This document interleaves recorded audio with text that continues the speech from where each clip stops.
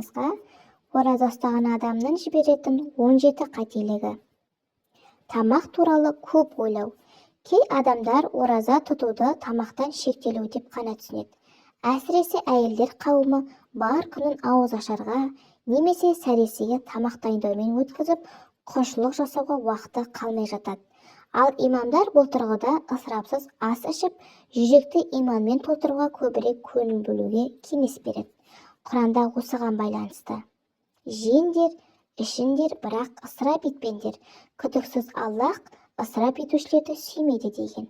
Бұл пайдалы ақпараттар арнасы. Сіздермен Гүлназ. Арнама тіркеліп кетіп, лайк басып, қоңырау белгісін басып кетуді ұмытпаңыздар. Шамадан тыс тамақтану.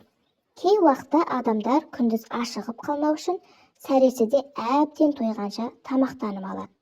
Сондай-ақ ауыз ашқанда да күндіз жіберген тамақтың орнын толтырады.